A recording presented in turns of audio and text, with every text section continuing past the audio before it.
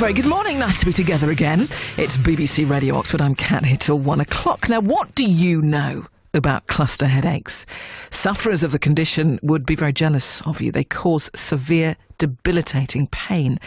It is generally considered to be the most painful medical condition known to mankind, and most female sufferers describe the pain as being worse than childbirth. Tim Mavers Chance from Chipping Norton suffers. The first time I got a cluster headache, I really didn't know what it was. I just thought it was some sort of massively intense migraine. But then they kept coming back, and I knew there was some sort of problem. So I went to the doctor. I was really lucky that my doctor knew what cluster headaches are. Many GPs do not know the symptoms or do not recognise the symptoms of cluster headaches straight away. They assume that they are a form of migraine. So my doctor recognised the symptoms, put me in touch with a neurologist who did all sorts of tests and diagnosed me with cluster headaches. Can you describe the pain of a cluster headache? Because, you know, for anybody that's perhaps suffered from a migraine, a lot of people think, well, that's the worst it can get, that's where it stops, but no. No. There's a totally different pain threshold that you have to think about. When people describe cluster headaches medically, they say it's the worst pain known to medical science. As a sufferer of cluster headaches, I've not experienced every pain known to medical science, but I can say it's on a totally different level. It's like having a red-hot poker shoved through your eyeball back to front, and then having your brain squeezed out the side of your head. It's astonishing. It's almost indescribable. When you had this officially diagnosed, was there any explanation from the medical profession as to why you had developed these cluster headaches? No, not many people know too much about them. Certainly the medical profession don't know too much about them. There isn't that much research that goes into them. Yes, they're extremely painful, but they don't get worse. They don't kill you unless, you know, they're called suicide headaches for a reason. Unless you do something yourself, that's the only reason that they can harm you. Because there's no progression with them. There's really very, very little funding for the research into them. Can they stop as quickly as they started? Because of course, you know, that they've started, you know, later in your life. Of course, sure. You know, they didn't start when you were a child. So does it mean perhaps they can stop as abruptly, or does the medical profession just not know? It's really unlikely. You don't tend to grow out of them. My neurologist said that most people who get them, generally you're male, but you can be female. There are more ex-smokers or smokers that get them, but that's not a contributing factor. That's kind of it. It's not about your diet. It's not about how much you run. It's not about the exercise that you take. It's not about whether or not you've listened to loud music when you were a kid, whether you've been whether you've been climbing hills all your life and you've had pressure issues and air pressure issues in your brain. There's no real reason for them to start. It's just one of those things. Can you predict when one's going to come on? I get a short amount of time from the start to when the pain gets too bad to be able to understand what's going on around me. So you get disorientated? Oh yeah. I get about 3 minutes. So from, first of all, feeling an attack coming on, the pain starts building up from that point in time. When it gets to about 3 minutes, if I haven't put an injection into me or got an oxygen mask on my face, the pain gets so bad that it's really, really difficult for me to understand what's going on in the room, what's going on around me, to communicate with people. It just gets to a point where almost all I can do is scream at that point in time. So you have to very much organise your life around predicting that you're going to get 1 or 2 or 3 or 4 cluster headaches in one 24-hour period. Sure. There's some things that make them worse. There's some things that I can almost guarantee are going to give me an attack that you steer clear of. What makes them worse? So you can have triggers like alcohol. Alcohol is one of those triggers. You know, I really enjoyed a number of different wines and a number of different beers, as many guys do, that I've had to cut out totally. I can't drink alcohol anymore. Sounds silly, but you know, things like celebrations, things like Christmas time, you do miss those things, but you kind of have to get used to it. Another thing is perfume. So if you walk past somebody in a supermarket that has strong perfume on, that can be a trigger. Commercial air fresheners. So at my local gym, the air fresheners that are in the changing rooms, they trigger off attacks too. So I can't go into many public spaces without having to always be thinking, I've got to expect an attack here. What happens in your head? physically Should we start with physically? So physically, I have a blood vessel that enlarges to up to 7 times the size it should, and that runs underneath something called the occipital nerve. It stretches the occipital nerve, and that's what causes the pain, and that occipital nerve runs through the brain towards the eye. That's what happens, I suppose, physically. What about mentally? Mentally, it's tough. It's really tough. There's dark times over the last 2 years. There's been really dark times. What do you mean by dark times? Times where it's been tough to continue. Times where I've thought, is this pain going to ever go away? Am I ever going to get to a point where I can have a normal life again? Am I ever going to be able to work again? Am I going to be able to go to a assembly for my kids at school without having to always be on edge? Am I going to always have to take medication? Am I always going to have to take an oxygen tank around with me? There's times when you don't want those things to happen, and you have to just grow to accept that actually that might be a reality. Yeah, so mentally it's tough. It grinds you down. Has it affected your relationship, not only with your 3 children, but your wife as well? I'm really lucky. My wife is incredible. She's been such a stronghold. There's been 3 things that have got me through thus far. One of them is my family, and my wife heading up that. She's just been phenomenal, a great support to me. My faith, I'm a Catholic, so I rely an awful lot and speak an awful lot to my priest, who's a great guy. And the other one is an organisation called OUCH, the Organisation for Understanding Cluster Headaches, and speaking to other sufferers and how they've got through. Some of them have had cluster headaches for 20 years, and they've managed to get through. And how do they speak about how they have got through? In different ways. It's amazing the strength you can find in people, in different things. Whether it's just by patting a dog, or whether it's meeting up with a fellow sufferer to talk about how you've been, simple things.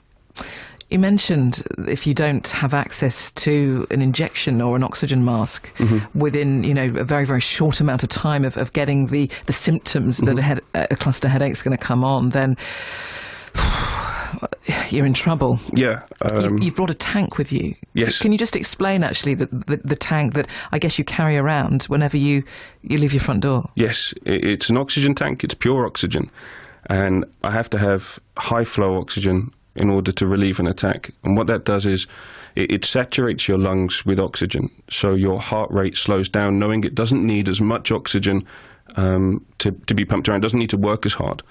That then takes pressure off the occipital nerve, so it stops the swelling and starts to relieve the pain and gets rid of the attack. What do your children think about? I mean, you've got young children, haven't you? Sure.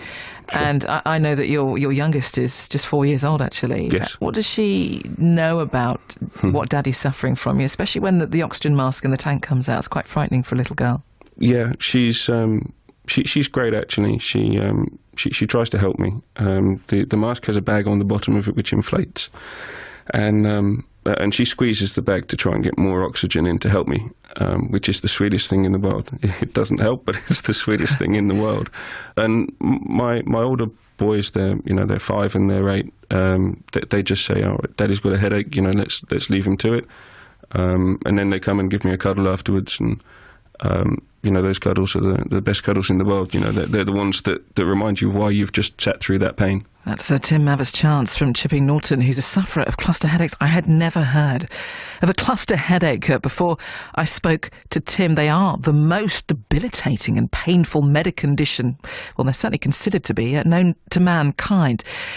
You'll hear more from Tim in just a few moments' time, and he's going to describe the medication that he has tried for his condition. So more from Tim and his debilitating cluster headaches. And my guest this morning is Tim Mavers Chance from Chipping Norton. He's a father of 3, and he suffers from cluster headaches. Now, they cause severe, debilitating pain, and generally actually considered to be the most painful medical condition known to mankind. And any female sufferers describe the pain as being worse than childbirth. Tim told me about the medication that he's tried for his condition. There's a number of different treatments that are there, and cluster headaches is notoriously difficult to treat. The 3 sort of primary treatments that we tried first of all were different types of pills. One of them I had to take such large quantities that it put me in a wheelchair. That was a drug that was meant to lower heart rate. one of them unfortunately made me really, really angry, just messed with my head, and I could have an argument with a wall. It was that bad. And my wife turned around to me one day when I was taking this and said, Tim, you need to stop taking those. Trust me, you need to stop taking those. And I was like, why? It's not the medicine. But yeah, it sure enough was. As soon as I came off that medication, I was like, oh my goodness, I was a totally different person.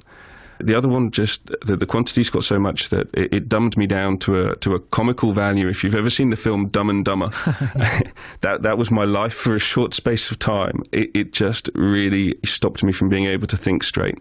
So I've been through a number of different medications, which can work for other people at different levels. Unfortunately for me, they haven't. I'm still trying different medications, but the next step for me is an avant-garde type of brain surgery, where they're going to be putting a TENS machine or something similar to a TENS machine. If many of the listeners, I'm sure, have got families, and when they've had families, the wife's been in labour, and they may have been offered at some point in time a TENS machine. Oh, yes. And this TENS machine it's a similar type of device that's going to be implanted in my head. It's an electronic stimulator. It is avant-garde. We're not sure how successful it's going to be. But yeah, we're hopeful. I've got fingers crossed on this. And when will that be likely to happen, if it does? I'm not sure when it's going to happen yet. The difficulty is that, for me, that there's a lot of people out there who are more sick than I am. They have illnesses that could be fatal.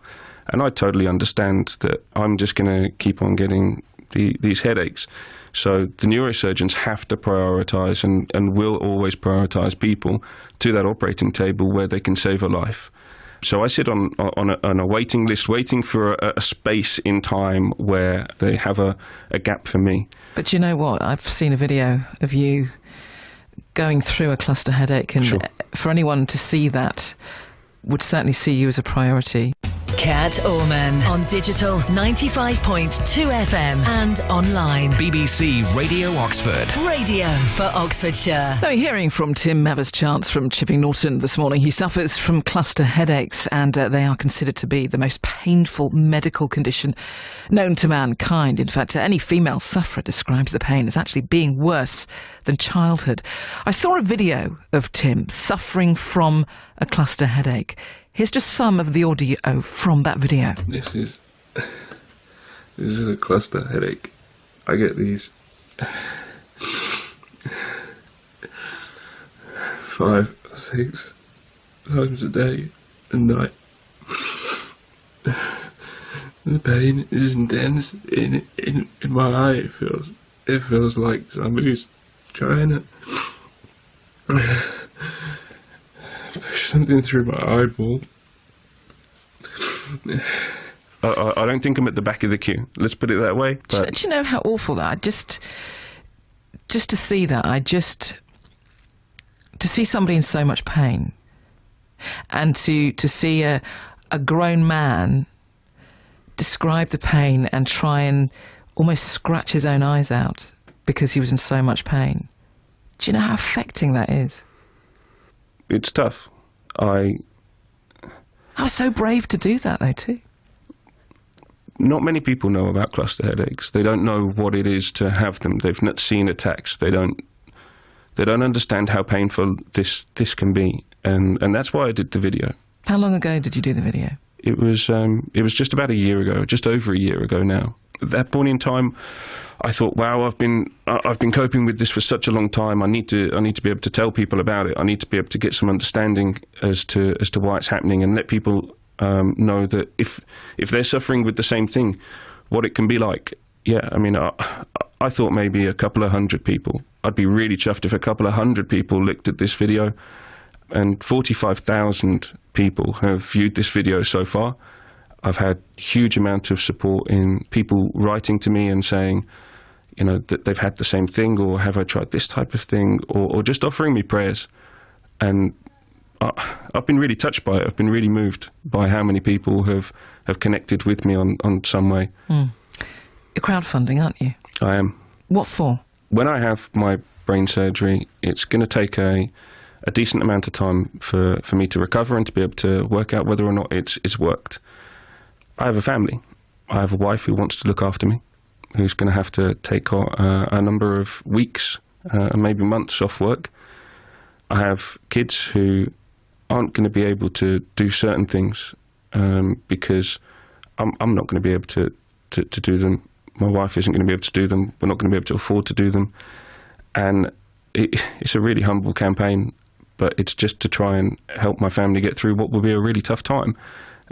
Anything that we don't use for a very honest reason will be donated to Ouch, which is the charity that supports other sufferers. What was life like before these cluster headaches? It was pretty good. It was pretty good. I was a commercial plumber. Yeah, we had a house on the outside of London, really, I suppose, on the commuter belt. And I was able to do everything with my kids. My wife was able to do everything with the kids too. We were actually planning on, at one point in time, we were planning on moving to Australia, and that's what we were saving up for. We were going to move to Perth. It's amazing how quickly life can change. You know, I still look back at where I had photographs of me in a wheelchair, and 6 months prior to that, I had photos of me on a building site. You know, it's just, they're just worlds apart. Do you question why me? I'm a religious guy. I know that whatever I'm going through for some reason, or at least I can make the best of it. And whether it's one person gets touched and gets moved by hearing this, or whether it's that somebody out there who suffers from cluster headaches goes, wow, I never actually knew these were cluster headaches. I need to get back to my doctor. I know there's a reason, and I firmly believe that there is a reason, even if that reason is to just be strong and make the best of it. I wish you the very best, I really do, Tim.